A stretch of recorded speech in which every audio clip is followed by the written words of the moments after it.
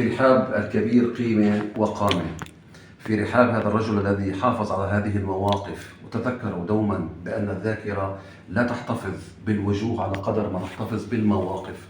أخي الكبير الأستاذ مصطفى بكري، عضو مجلس الشعب والإعلامي الكبير، ولكننا دائما من رواد من الألقاب هي أنت التي تضيف إلى الألقاب. أخي العزيز، من القدس سلام، ومن فلسطين التي أحبتك وأحببت فلسطين. في هذا الوقت ماذا نقول لفلسطين؟ أولا كل التحية والتقدير للشعب الفلسطيني البطل وصموده العظيم في مواجهة الآلة العسكرية الصهيونية، في مواجهة حرب الإبادة التي تشن ضد هذا الشعب العظيم الذي يسعى إلى نيل حقوقه الوطنية والمستقلة.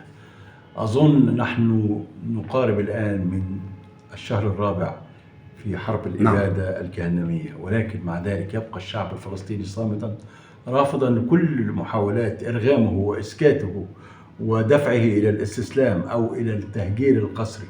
يعطي الشعب الفلسطيني المثل والقدوة على صمود أبنائه في مواجهة هذا العدوان البربري الذي ينال الآن يعني احتقار العالم كله له، باعتباره جريمة حرب لابد أن يحاكم القتلة في يوم ما أمام المحاكم الجنائية الدولية.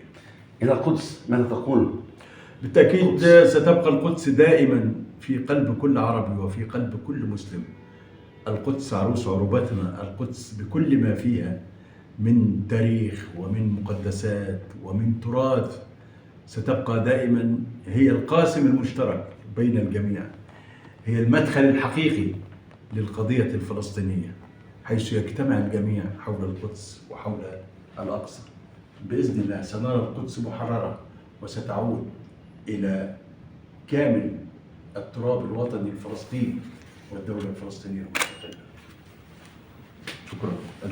شكرا جزيلا. هي الحقيقة يعني أن الأصدقاء الحقيقيون يصعب إيجادهم، والأصدقاء التاريخيين جميل جدا أنه يعرف ويدرك ولدي بأن صديقي وأخي الكبير هنا في مصر هذه القيمة وهذا القامة العالية جدا. أنا شرف لي دكتور كمال، أنت من الناس ومن الشخصيات العروبية صاحبة الموقف، بلاغة اللسان تنعكس في فهمك للقضية ووعيك بها وبأبعادها.